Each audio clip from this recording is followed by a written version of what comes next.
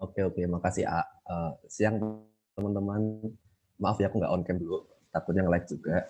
Aku langsung share screen aja ya. Bentar. Yoi. Aku belum bisa share screen BTW, host disabled. Jadi nggak jadi. Wait. Udah. Bisa nggak sekarang? Oh, bisa. Oke. Oke. Oke, teman-teman mungkin boleh on cam ya yang nggak ada halangan sinyal biar biar Wana ada temen gitu loh bahasanya. Udah kelihatan belum ya, Nico? Udah. Nah, bentar. Eh, jadi di sini aku mau bahas mengenai cards kemarin. Kan ada 2 soal tuh. Soal 1 mengenai trust dan soal kedua mengenai frame. Nah, kalau dari Pak Asyar sendiri itu kebetulan dari kami kelas C baru diajarin yang trust dan yang frame itu belum sampai di soal cards ini. Oke, langsung aja ya. Jadi pertama-tama ini kan soal diketahui nih bentuknya trust seperti ini dengan gaya-gayanya. Nah, yang pertama harus kita lakukan adalah menulis diketahui. Di sini kan yang diketahui untuk X sesuai dengan NIM, lalu Y 8. Terus yang penting adalah bagaimana cara kita mengkonvert antara GPA menuju ke MPA dari milimeter kuadrat menjadi meter kuadrat dan kita convert menjadi satunya kilo newton. Gitu teman-teman. Jadi yang pertama adalah kita input yaitu 200 GPA. Kita convert menjadi MPA yaitu dengan cara 200 GPA dikalikan dengan 1000 sehingga hasilnya 200.000 MPA. Lalu sebenarnya bisa kita convert lagi menjadi kilonewton per meter kuadrat. Seperti ini caranya adalah 200.000 MPA kita kalikan dengan 1000 lagi.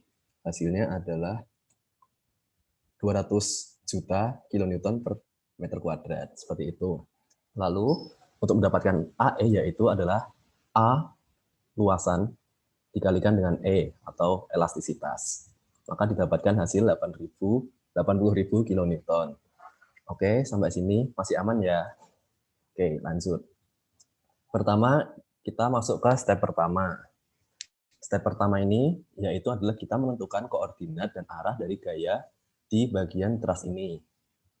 Nah, gimana caranya? Yang pertama harus kita ketahui kalau pada truss ini gaya yang terjadi itu hanya gaya pada sumbu X, gaya pada sumbu Y, dan tidak ada momen. Ya kan, nggak ada momen kan ya. Jadi, kita hanya tinggal meletakkan panah ini pada setiap join-join, dan kita beri angka. Oke, sampai sini masih aman ya, pasti bisa. Lalu, kedua, kita juga harus menentukan, mengidentifikasi nama-nama batang. Ini fungsi hanya untuk mempermudah kalian aja sih, supaya berkelanjutannya kalian bakal paham, oh ini batang 1, ini batang 2, ini batang 3, gitu. Oke, setelah ini, kita harus menentukan panjang dan koordinat. Nah, koordinat ini itu kita tentukan dari koordinat join-join itu kan. Ini sebenarnya bebas join mana yang bakal kalian jadikan join 0,0. Kalau di sini kan aku menjadikannya B sebagai join 0,0 sehingga kita tentukan untuk koordinat X pada titik A itu yang bagian kiri bawah ini. Untuk sumbu X apabila dia mengarah ke kiri maka dia negatif. Untuk sumbu Y apabila dia mengarah ke bawah maka dia negatif. Jadi kalian bisa ngitung sendiri bahwa X itu adalah setengah dari panjang X menuju ke kiri, dan untuk selisih dari sumbu Y yaitu 8 meter ini. Kan ini titik 00 dan ini titik yang kita cari. Lalu untuk sumbu C, kita tentukan juga C itu di sini. Perbedaannya hanyalah negatif jadi positif karena dia sumbu X yang berada di bagian kanan dari titik 0,0. Seperti itu untuk koordinat. Lalu untuk panjang, ini sebenarnya kita hanya perlu menghitung menggunakan Pitagoras seperti biasa. Ini Pitagoras, akar dari 8 kuadrat ditambahkan dengan setengah dari X, maka akan didapatkan panjang batang 1 dan panjang batang 2. Seperti itu. Oh ya teman-teman, kalau kalian bingung atau mungkin aku ngomong kecepatan, langsung ngomong aja ya. nggak apa-apa kok. Oke, lanjut ke step 2. Step 2 ini kita menentukan member. Nah, apa itu member? Member itu sebenarnya kayak penamaanku untuk identifikasi batang-batang. Jadi, ini adalah member 1, batang 1 adalah member 1, batang 2 adalah member 2. Dan di sini fungsinya itu, dari member-member ini kita akan mendapatkan isi dari matriks global stiffness. Gitu, teman-teman. Nah, apa yang harus kita lakukan yaitu adalah kita mencari lambda X dan lambda Y itu untuk mencari ini, teman-teman. Jadi ini kan adalah matriks global stiffness dan yang kita butuhkan adalah lambda X, lambda Y. Jadi kita harus mencarinya. Gimana cara mencarinya? Yaitu di sini untuk lambda X pada member 1. Lambda X pada member 1 kita lihat ini merupakan pembagian dari koordinat A titik X dibagi dengan batang, panjang batang.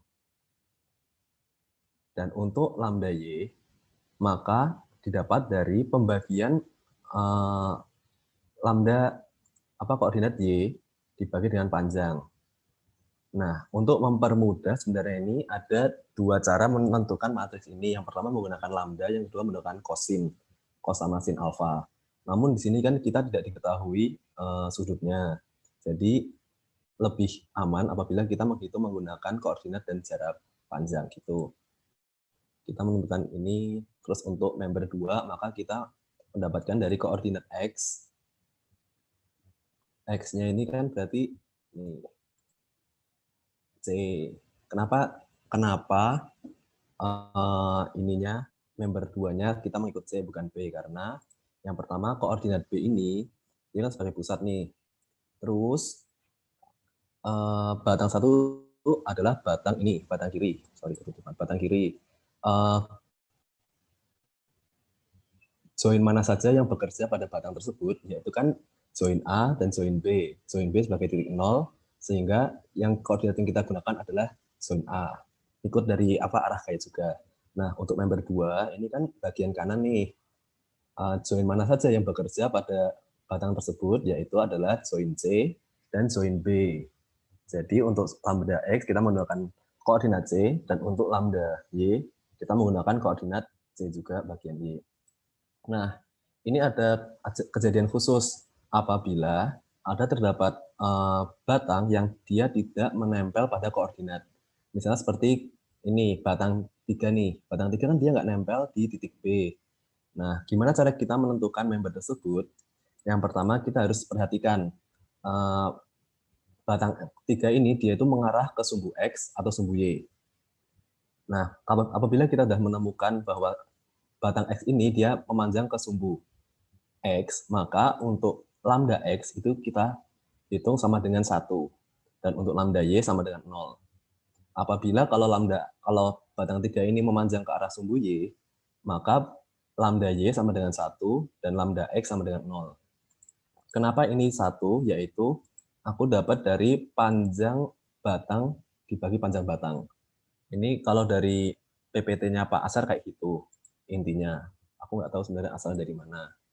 Lalu setelah kalian mendapatkan lambda X dan lambda Y, kita hitung lagi untuk mendapatkan lambda X kuadrat, lambda XY, dan lambda Y kuadrat, semuanya dibagi L. Ini untuk mempermudah rumus ini. Jadi L-nya ini aku inputkan pada member awal, sehingga saat menginput pada global stiffness matrix-nya lebih gampang. Gitu. Sampai sini masih aman ya, sampai step 2. Kalau nggak aman, langsung tanya aja. Oke, berikutnya yaitu step 3. Nah, step 3 ini adalah saat kita menentukan global stiffness matrix. Ini rumusnya seperti samping ini. Kalau kalian bingung dengan UI, VI, UJ, VJ, kalian bisa tentukan dengan memberikan angka pada gaya-gaya. Jadi misalnya nih, K1. K1 itu adalah member 1. Member 1 ini, kan ini nih gambarnya.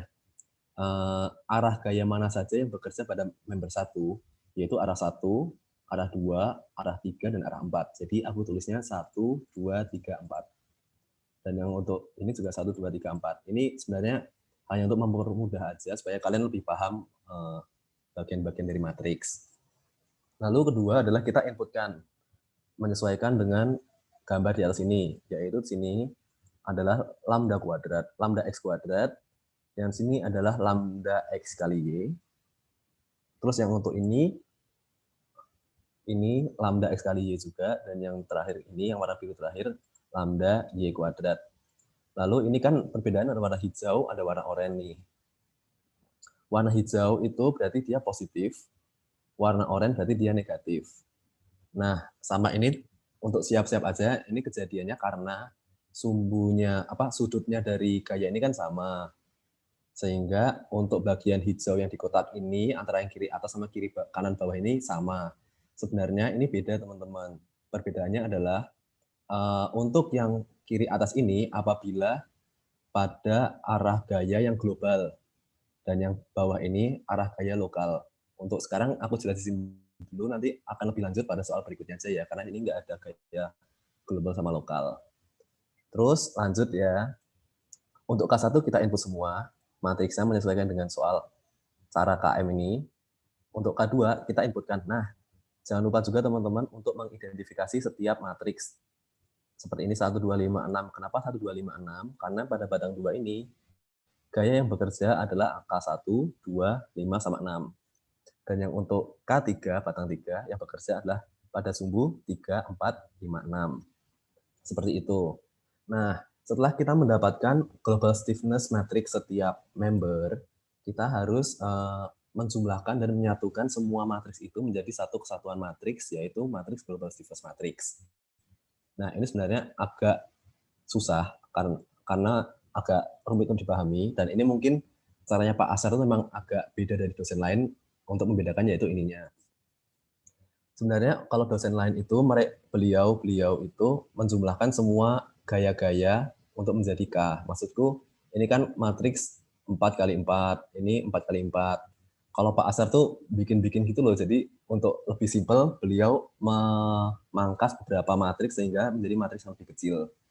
Nah, bagaimana aku memilih bagian 1, 2, sama 5? Yang pertama adalah karena gaya yang datang 15 kN sama 10 kN ini berada di titik B, sehingga dapat dimungkinkan bahwa titik B ini memiliki gaya ke arah X dan ke arah Y.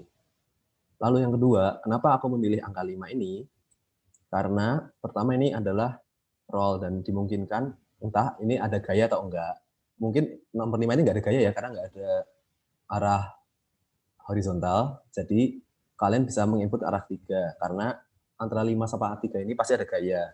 Dan apabila kalian salah, kayak ini salah nih kayaknya, ini harusnya 3. Ini salah 3.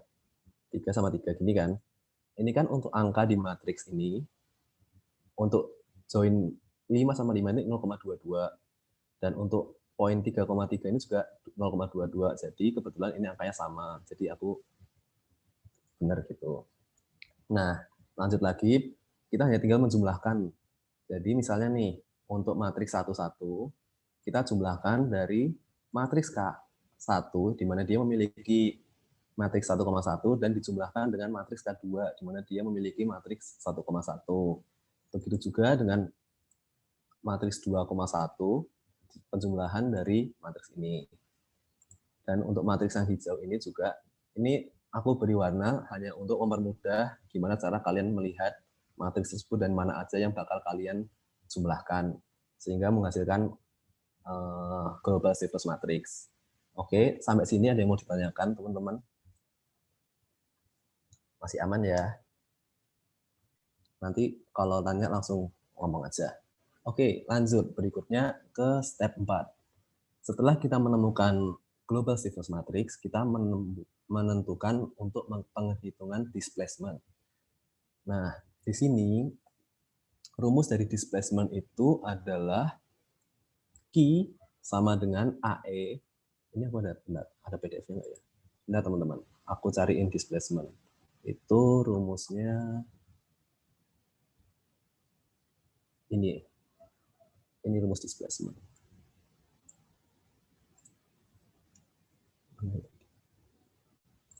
Nah, ini rumus displacement-nya. Q sama dengan AE per L dikalikan dengan matriks global stiffness, dikalikan dengan displacement, ditambahkan dengan Q kecil. Ini Q kecil, ini Q besar. Nah, pertama-tama aku jelasin dulu, apa itu Q besar, apa itu Q kecil. Q itu kan gaya. Yang membedakan adalah letak gaya tersebut pada suatu struktur. Q besar adalah gaya yang dia terletak pada setiap join atau perpotongan batang-batang. Misalnya nih, aku gambarkan simulasi ini 2 batang ya. Terus ini tengah ini adalah sebuah join atau pasangan, dan ini join dan join. Apabila aku meletakkan batang di sini, maka ini menandakan Q besar. Apabila aku letakkan di sini, maka ini adalah Q besar juga. Nah, apa itu Q kecil? Q kecil itu adalah gaya di mana letaknya itu ada di tepat di batang. Jadi apabila ini panah, aku letakkan pada sini, maka ini berubah menjadi Q kecil karena gaya ini berada pada batang, bukan pada join-join. Seperti itu, teman-teman. Nah, kembali lagi kepada rumus. Rumusnya adalah Q sama dengan AE. Ini di sini AE per L, namun aku hanya menuliskan AE dikarenakan L-nya sudah masuk ke matriks pada member ini, udah aku masukin. AE per L kali matriks kali displacement ditambahkan Q kecil. Nah, ini kita lihat, ini kan matriks global stiffness kan matriks 1, 2, sama 5 nih. Ya sama 5. Sorry, ini 5. Nah, kalau misal kita kita menghitung global stiffness-nya pada matriks 1, 2, 5, maka di sini kita tulisnya yaitu Q1, Q2, dan Q5. Jadi menyesuaikan gitu sama matriksnya. Apabila ini matriksnya 2, 4, 5, maka ini aku tulisnya Q2, Q4, Q5, seperti itu. Dan untuk displacement ini juga kita sebenarnya harus ikutin D1, D2, sama D5. Nah, kita mulai menginput-input. Untuk Q, kita lihat pada soal, ada gaya 10 kN mengarah ke kanan. Sehingga kita input untuk Q besar, yaitu 10 kN. Aku ulang lagi, kenapa Q besar? Karena dia berada pada join B. Ya. Lalu sama min 15, yaitu gaya di sini. Dan untuk Q, aku input semua 0. Ini kan ada Q1, Q2, sama Q5. Ini semuanya 0. Kenapa? Karena tidak ada gaya yang berada pada batang, yang tidak nempel di batang. Gitu. Oke, lanjut. Ini 8.000 adalah AE. AE itu dari ini, soal pertama. Ini AE. Lalu matriks K. Ini matriks K ini dikalikan dengan D1, dikalikan dengan Q. Oke, lanjut. Ini setelah AE sudah aku masukkan ke matriks, udah aku masukin semua, dikalikan dengan D1, dan Q udah aku kurangin. Jadi kayak urutannya dari Q kecil ini pindah ruas ke kiri, terus 8 AE-nya ini aku kalikan ke matriks, dan D-nya tetap seperti ini jadinya. Nah, di sini kita tujuannya adalah mencari displacement. Sehingga caranya adalah kita menginverskan matriks ini, lalu kita pindah ruaskan ke kiri. Hasilnya seperti ini. Nah, kalau kalian bingung bagaimana cara menginverse, kalian tinggal menggunakan ini aja, min first, terus kalian tulis array. Nah, ini langsung dapat inverse-nya, dan kita kalikan dengan Q. Kayak ini kan pindah ruas ke, ini kan stay, terus matriksnya pindah ruas ke kiri. Jadi matriks ini kalikan dengan matriks Q min Q sama dengan D1 kali D2 sama dengan D1 displacement ini. Saat kita dikalikan, itu nanti akan menghasilkan displacement. Jadi ini dia displacement pada arah gaya 1, displacement pada arah gaya 2, dan displacement pada arah gaya 5. Sampai sini, mungkin kalau aku kecepatan bisa langsung kasih tahu aja ya. Oke, lanjut. Setelah kita mendapatkan displacement, kita menuju ke step 5, yaitu mencari gaya atau mengidentifikasi gaya-gaya pada setiap join. Nah, ini kita ulang lagi, kita harus menginputkan member. Gunanya member ini sebenarnya untuk kayak cos alpha, sama sin alpha. Jadi ini fungsinya hanya untuk menggeser arah gaya aja.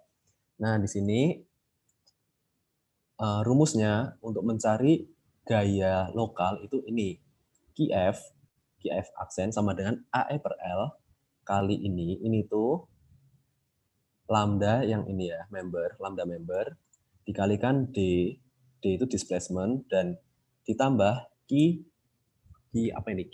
aksen F itu merupakan gaya Q kecil yang ini teman-teman, Q kecil ini. Nah, jadi mungkin kalau ini terlalu simpel, aku tambahin di kiri ini. Jadi di sini Q1, misalnya Q1 sama dengan AEL dikalikan dengan ini adalah lambda pada member 1. Yang pertama kan ini minus lambda X. Lambda X kan ini minus 0,27.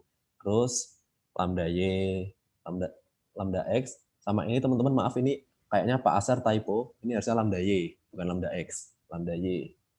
Lalu dikalikan dengan D, ini jangan lupa, ini kan kita menghitung member 1 nih. Jadi D yang kita gunakan itu adalah D1, D2, D3, dan D4. Member 1 ini ya, member 1, D1, D2, D3, dan D4. Nah, sorry ini aku ketutupan layar, aku sebentar. Nah, ini kita inputkan berdasarkan yang tadi kita cari displacement-nya. Jadi untuk D1 kan diketahui nih displacement-nya adalah 0,0071. Terus untuk D2 diketahui, dan berapa ini D3 diketahui nggak? D3 nggak diketahui dan D5 nggak diketahui. Kalau nggak diketahui maka kita input dengan angka 0. Jadi nanti dikalikannya angka 0. Lalu berikutnya tinggal kita kalikan supaya mendapatkan Q1. Q1 itu adalah Q bagian sini ya, bagian atas. Q2, Q3. Apa aku kebalik? Q1, Q2, Q3. Oh, sorry. Q1 itu Q batang 1, Q2 itu Q batang 2, dan Q3 itu Q batang 3. Kan Q1 gaya yang bekerja 1, 2, 3, 4. Jadi ini matriksnya matriks 1, 2, 3, 4. Itu ya. Aku kaliin hasilnya adalah ini. Ini bukan. Oh, bukan. Ini hasilnya. 0,019 dikalikan dengan AE, hasilnya jadi 10,52. 10,52. Sorry, ini aku rapiin aja deh. Jadi AE-nya ini kan sama dengan 8.000. AE-nya kan sama dengan ini.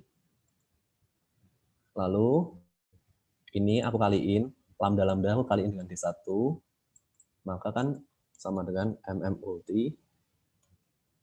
array 1 kalikan dengan array 2. Nah, kan hasilnya seperti ini nih, perkalian dari matriks. Lalu kita jumlahin lagi. Jadi Q1 sama dengan ini dikalikan ini. 10,5 kilonewton. Nah, untuk Q2 itu berarti kan cara pengerjaannya sama nih. Sama kayak Q1, namun kan gaya yang bekerja ada gaya arah 1, arah 2, arah 5, sama arah 6. Sehingga bedanya adalah ini D1, ini D2, ini D5, dan ini D6. Dan jangan lupa juga, oh sorry, bentar, Excelku not responding saking banyaknya. Bentar ya guys. Nah, D6.